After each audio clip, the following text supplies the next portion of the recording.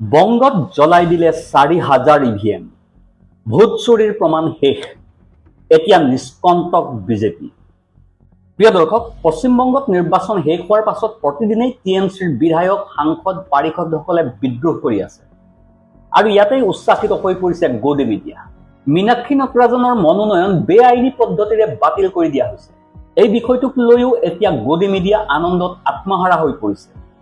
কিন্তু এই সকলোবোৰৰ মাজতে এটা চৰকাৰী অট্টালিকাত প্ৰবল অগ্নিকাণ্ড সংঘটিত হৈছে।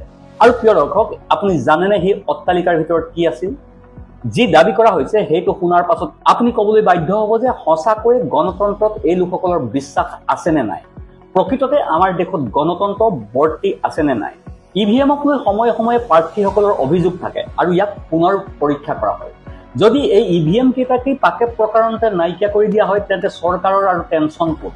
সম্পূৰ্ণ ঝামেলাই খতম হয়। এতিয়া বংগত এনে এক দাবীয়ে কৰা হৈছে, ৪,০০০ ইভিএম জ্বলাই দিয়া হ'ল। প্ৰিয় দৰ্শক, সেই অগ্নি নিৰ্বাপিত কালি সেই অট্টালিকাটোৰ ভিতৰত কি কি ঘটিছিল আজি মই আপোনাক সকলো দেখুৱাম। খবৰটো ক'ৰ পৰা আহিছে সেয়াও আপোনাক দেখুৱাম। আপোনাক আৰু দেখুৱাম আকৌ এবাৰ কংগ্ৰেছ কৰ্মীসকলে জংগী প্ৰতিবাদ আৰম্ভ কৰি দিছে। এফালে বিষয়টো উচ্চতম ন্যায়ালয় পাইছেগৈ, আনফালে মীনাক্ষী নটৰাজন সম্পৰ্কীয় বিষয়টো উচ্চতম ন্যায়ালয় পোৱাৰ পাছতো ১৯ তাৰিখে ভোট গ্ৰহণৰ আগতেই নিজৰ প্ৰাৰ্থীসকলৰ জয় ঘোষণা কৰি দিয়া হৈছে।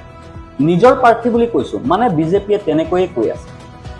নিৰ্বাচন আয়োগৰো তিল মাত্ৰও সময় নাই যেন অভিযোগটোনো কি এবাৰ ভালদৰে শুনিবলৈ। ইয়াৰ পাছত এক ডাঙৰ হাংগামা খাৰা হৈ গ'ল। এইবোৰ ক'ত ঘটিল আপোনাক সকলো দেখুৱাম। আৰু সেই একেই ইছ্যু হিন্দু মুছলমান, সেইটোৱে যদি নাথাকে আৰু কিনো হ'ব। আৰু দাবী কৰা হৈছে যে RSS প্ৰধান মোহন ভাগৱতৰ সুৰক্ষাৰ গাফিলতিৰ বিষয়ে, যিখন ৰেলত তেওঁ যাত্ৰা কৰিছিল সেইখনলৈ শিলগুটি নিক্ষেপ কৰা হৈছে। প্ৰিয় দৰ্শক, আপোনাক সকলো দেখুৱাম ক'ত কি কি ঘটিছে। নমস্কাৰ, নিউজ অন নৰ্থ ইষ্টৰ আজিৰ এই প্ৰতিবেদনলৈ আপোনাক স্বাগতম।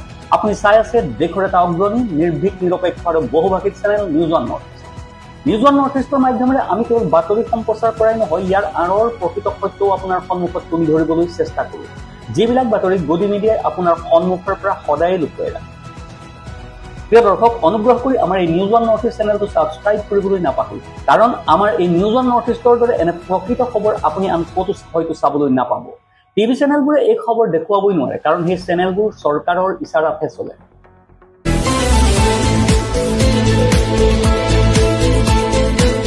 প্ৰথমে এই অগ্নিকাণ্ডটো অলপ চাওক।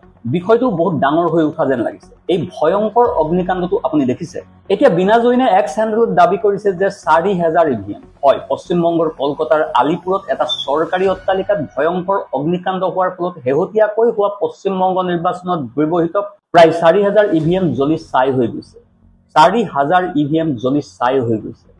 স্পষ্টভাৱে বিজেপি আৰু নিৰ্বাচন আয়োগে ইয়াক কেৱল এটা দুৰ্ঘটনা বুলি কৈ বিষয়টো বন্ধ কৰি দিব। আমি সঁচাকৈ এখন সাংবিধানিক গণতন্ত্ৰত বাস কৰি আছোনে? আৰু ইয়াৰ পাছতো উদযাপনহে কৰা হৈছে যে নৰেন্দ্ৰ মোদী একেৰাহে দীৰ্ঘ সময়ৰ বাবে প্ৰধানমন্ত্ৰী হৈ আছে। তেওঁ ইয়াৰ পূৰ্বৰ ৰেকৰ্ড ভংগ কৰিছে। এতিয়াও মই কৈ আছো, তেওঁ যিকোনো লোকৰ ৰেকৰ্ড ভংগ কৰিব পাৰে। এনেধৰণেৰে নিৰ্বাচন হলে আৰু নিৰ্বাচনৰ পাছত এনে অপকাণ্ড ঘটিলে তেওঁ যিকোনো লোকৰ ৰেকৰ্ড ভংগ কৰিব পাৰে, যিকোনো কথা হ'ব পাৰে। প্ৰিয় দৰ্শক, এতিয়া চাওক কেনেদৰে সংবিধানক লৈ বহুৱালি কৰা হৈছে। ইয়াৰ বিৰুদ্ধে এতিয়া বিৰোধীয়ে প্ৰতিবাদ কৰি ৰাজপথত নামি পৰিছে, কাৰণ বিষয়টো এতিয়া কেৱল বিজেপিৰ হৈ থকা নাই। দেশৰ নিৰ্বাচন আয়োগৰ কাৰ্যকলাপ এতিয়া সকলোৰে সন্মুখত। অলপ চাওক কি হৈছে। এই প্ৰতিবাদকাৰীসকল কংগ্ৰেছৰ MLA। এওঁলোক কংগ্ৰেছ কাৰ্যালয়ৰ বাহিৰলৈ ওলাই আহিছে আৰু ৰাষ্ট্ৰপতি ভৱনৰ ফালে যোৱাৰ কথা কৈছে। To protest on rejection of Meenakshi Natarajan nomination. ইয়াৰ বিৰুদ্ধে তেওঁলোক নামিছে। চিটছুৰ লিখা আছে, ক'ৰবাত ক্ষোভ আছে। যেতিয়া নিৰ্বাচন আয়োগে বিৰোধীৰ কথা নুশুনে তেতিয়া কি কৰা উচিত।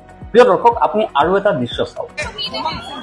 निश्चित तौर से सुप्रीम कोर्ट से एक न्याय की बात है। सुप्रीम कोर्ट अगर देश के अंदर न्याय करता है तो आज सुप्रीम कोर्ट को न्याय करना पड़ेगा इस देश की लोकतंत्र को बचाने के लिए।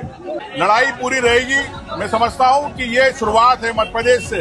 61 विधायकों से अगर राष्ट्रपति महोदया नहीं मिल रही तो आप समझ सकते हो कि किस प्रकार से राष्ट्रपति महोदया एक पार्टी के लिए काम कर रही है, देश की राष्ट्रपति नहीं है। हर व्यक्ति को चुनाव से रोका जाएगा, सांसद चुनाव लड़ने से। এতিয়া আপুনি ভাবক, এই প্ৰতিবাদকাৰীসকল কোন? মীনাক্ষী নটৰাজনৰ মনোনয়ন পত্ৰ বাতিল হোৱাৰ বিৰুদ্ধে মধ্যপ্ৰদেশৰ বিৰোধী দলৰ নেতা উমং সিংঘাৰৰ নেতৃত্বত মধ্যপ্ৰদেশ কংগ্ৰেছৰ বিধায়ক দল ৰাষ্ট্ৰপতিক সাক্ষাৎ কৰিবলৈ আহিছিল। এতিয়া তেওঁলোকৰ অভিযোগ যে ৰাষ্ট্ৰপতি ভৱনলৈ যোৱাৰ আগতেই তেওঁলোকক গ্ৰেপ্তাৰ কৰা হৈছে। বাৰু ঠিক আছে, কিন্তু ৰাষ্ট্ৰপতি মহোদয়েও যদি তেওঁলোকক সাক্ষাৎ নিদিয়ে, ৰাষ্ট্ৰপতি মহোদয়াৰ একো আহে বা নাযায়, কোনো পাৰ্থক্য নপৰে। নিৰ্বাচন আয়োগেও তেওঁলোকৰ অভিযোগ নুশুনে। উচ্চতম ন্যায়ালয়ত অভিযোগ উত্থাপিত হয়, কিন্তু তাতো কোনো প্ৰভাৱ নপৰে। নিৰ্বাচন আয়োগে নিজৰ ফালৰ পৰা মন মৰ্জিভাৱে বিৰোধী প্ৰাৰ্থীৰ মনোনয়ন বাতিল বুলি কৈ বিজেপিক বিজয়ী ঘোষণা কৰি দিলে। ৰাষ্ট্ৰপতিয়ে সাক্ষাৎ নকৰে, কিন্তু গণতন্ত্ৰ সম্পূৰ্ণৰূপে সুস্থ আছে। ইয়াকে নকৈনো আৰু কম কি? বিৰোধীৰ কণ্ঠ এনেদৰেই দমন কৰা হয়।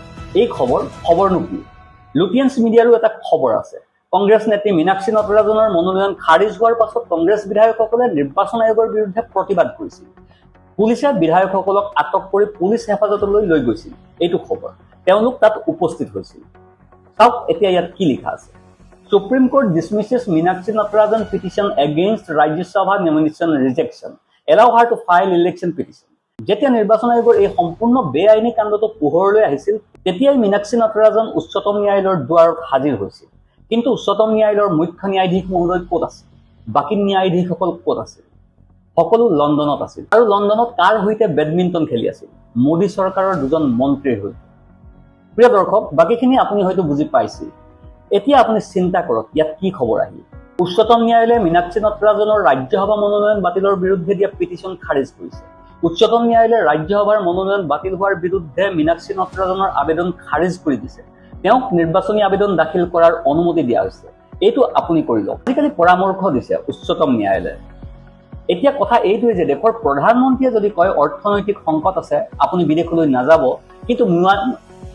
কিন্তু মুখ্য ন্যায়াধীশ যাব পাৰে, মন্ত্ৰী যাব পাৰে, বহু ন্যায়াধীশ যাব পাৰে, আইনজীৱী যাব পাৰে, কেৱল বেডমিণ্টন খেলিলেই দেশৰ গণতন্ত্ৰ শক্তিশালী হৈ পৰিব। প্ৰিয় দৰ্শক, আপুনি ভালদৰে বুজি ল'ব।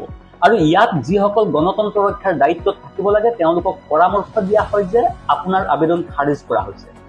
গণতন্ত্ৰৰ ভৱিষ্যতৰ বাবে উচ্চতম ন্যায়ালয়ৰ ই এক বিপদজনক সিদ্ধান্ত।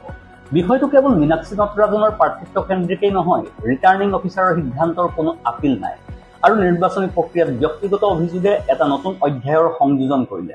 অৰ্থাৎ ফৰ্মত যিটো শিতানেই নাই আৰু আইনী প্ৰয়োজনো নাই, তেন্তে ৰিটাৰ্ণিং অফিচাৰে তথাপিও মনোনয়ন বাতিল কৰিব পাৰে। ইয়াত যি ধৰণৰ ধান্দাবাজি হৈছে, ইয়াত এই ধান্দাবাজি শব্দটো যদি ব্যৱহাৰ কৰা হয়, তেন্তে ভুল নহ'ব। এতিয়া আহোঁ প্ৰথমে এই খবৰটো চাওক, এই কাৰ্যকলাপবোৰ চাওক। बोलो बाबा जय श्री राम। जय श्री राम। क्या जय बम बम भोले, जय भोले की। बोलो बाबा हैं? जय श्री राम। जय श्री राम। बोलो एक बार जय श्री राम। एक बार और बोलो ना।